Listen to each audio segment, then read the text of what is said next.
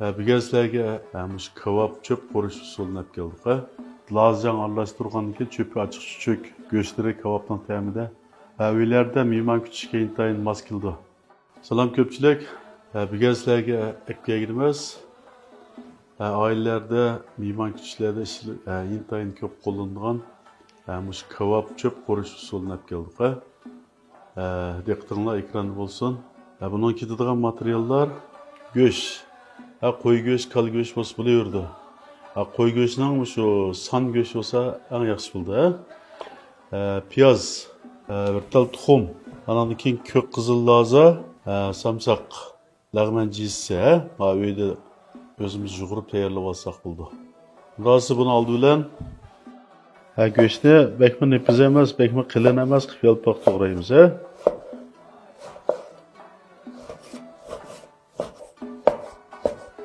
Ko'pchilik go'shtni mushta to'g'ri bilib, biz go'shtni oldi bilan ta'mlantirib olamiz. 15 minut atrofida ta'mlantirib qo'yib, yog'da o'tkazib qo'rsak, go'sht texnik yumshoq, texnik yeyishlik bo'ldi.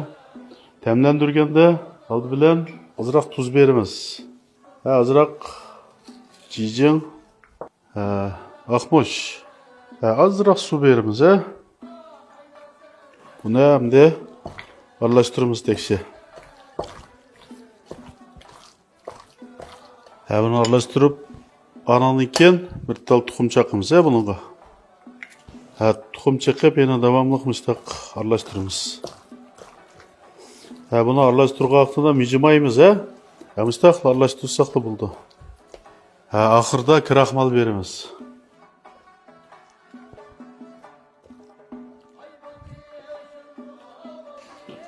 Kraxmal berib, eng oxirida yog' beramiz. Mustaq qilib, buni 15 minut atrofida turg'izib, dam yetkazamiz. Hamda qolgan qo'shimcha materiallarni to'g'rab bir taraf qo'yib olamiz.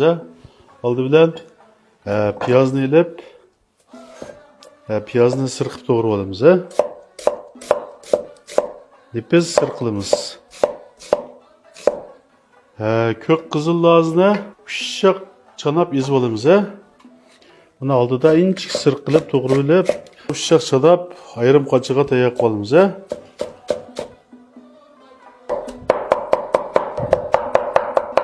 Hem samsak neyilip izip,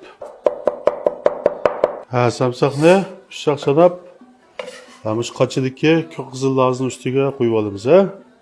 Hem de bunun azırak açık su koyup olmuş. Bu samsakka açık su koyup olgandan yağını kızıtıp üstüge koyuyoruz.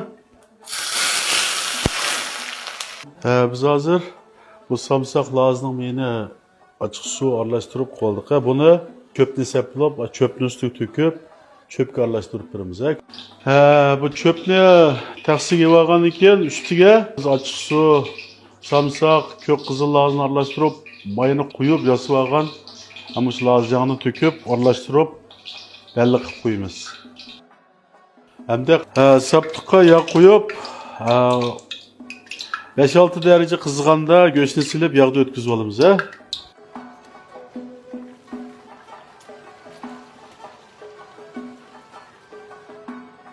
Yağda ötküzgen vaqtida göğsüne bekirek salık ötümüz.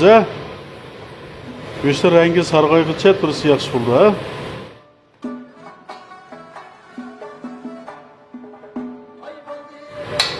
Göğsün rengi sargayğandı bunsuz olduk. Hem de kazanğa azırak kaytıdan azırak yağ koyuyoruz.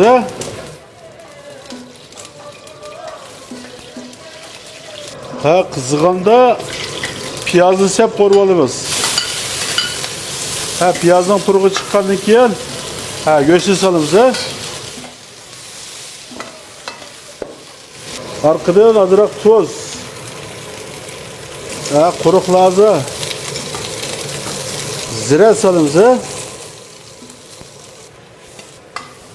Bo'ldi, hamda taqsiga olamiz.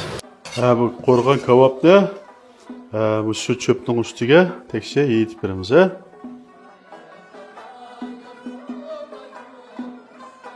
Ko'pchilik bugungi tayyorlagan kebab cho'pimiz. Bu cho'pning alayligi uylarda mehmon kutishga intayin mos keldi. O'zi cho'p Biz lazcan aralashtirgandan keyin çöpü açık çök, göçleri kebaptan təmide mehman küçükü mas kıldı. Ügülüp algan bolsak köpçülük, jürek berip saklap, yaqinlaringlarga avatib biringlar.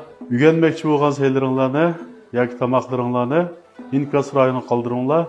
Keyingi sanda biz o'rinlaymiz. Xayr xo'sh, omon bo'linglar.